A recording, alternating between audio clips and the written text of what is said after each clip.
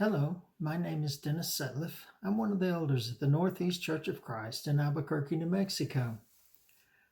I'd like to share a thought with you. There was a cartoon I saw a long time ago. It had this guy sitting in this big old overstuffed chair. And this little girl came up and climbed up in his lap. And she looked at him and said, "How old are you anyway?" And he said, "Well, I'm middle-aged." And she said, "Well, how old is middle-aged?" And he said, "I'm 45 years old." She looked kind of puzzled and said, "How many 90-year-old people do you know?" And I laughed. And then I thought, that's not that funny.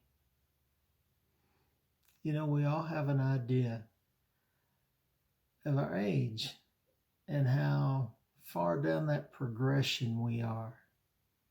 Whether we're middle-aged or old age or still very young, we set a mindset that puts our goals out there, that shows us what we're living for. We have milestones that mark our lives, whether in years or in kids, or grandkids, or travel plans, retirement. We have milestones that we look towards meeting. You know, as we're looking at those milestones, I'm reminded of a verse over in James, 4th chapter. I'm going to start reading in the 13th verse. It says, "Come now, you who say, 'Today or tomorrow we will go into such and such a town and spend a year there and trade and make a profit.' Yet you do not know what tomorrow will bring. What is your life? For you are a mist that appears for a little time and then vanishes."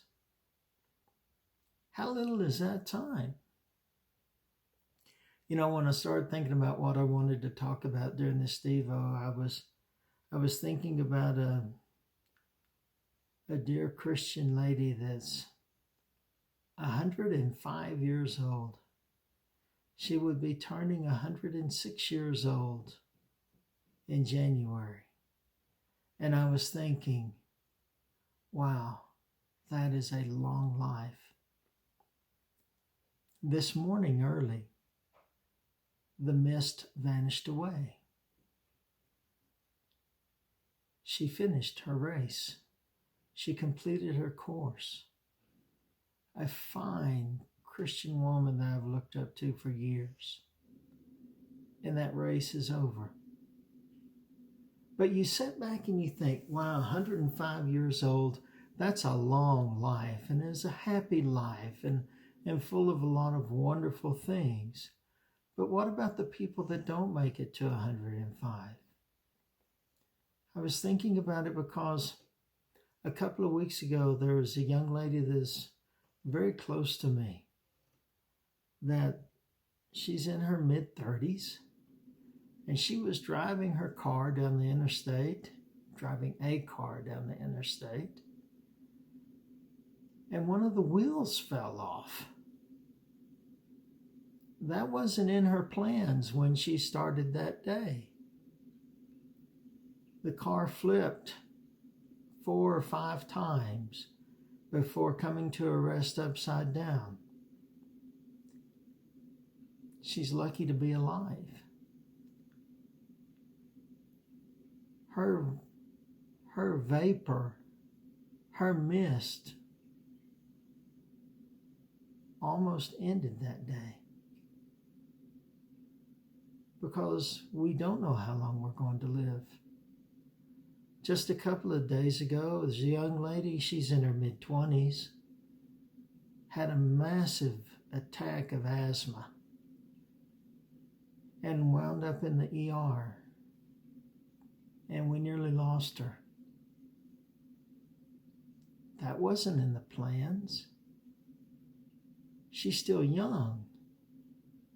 She has a young child that just started kindergarten. The plan's not for her vapor to vanish. But we all have a date. She is still working on her asthma problem, and they're taking medications to try to help with it. The young lady that rolled the car, she's still beat and banged up pretty bad. She's moving very slow and very stiff, but she will recover and be okay. But we all have a mindset of how long we're going to be here. The trick is, as this people that we're talking about in the 4th chapter of James, they're making plans. But do their plans include God? They make plans to go and do work and spend a year somewhere and make gain. Do their plans include God? Over in Matthew, the 6th chapter, starting in verse 19, we read, "Do not lay up for yourselves treasures on earth, where moth and rust destroy and where thieves break in and steal. But lay up for yourselves treasures in heaven, where neither moth nor rust destroys, and where thieves do not break in and steal. For where your treasure is, there your heart will be also." Where's your heart? No one knows whether you're going to live to be 25, 35, or 105. But the real question is, at any of those ages, where is your heart? Where have you laid up those treasures? What are you doing to take care of eternity? You see, life is a vapor. No matter whether you live 25, 35, or 105 years, when compared with eternity, it's the briefest of time. It's hardly a blip on the radar. But that small amount of time means all the difference in where you will spend eternity. Where are your treasures? Where are you laying your treasures up?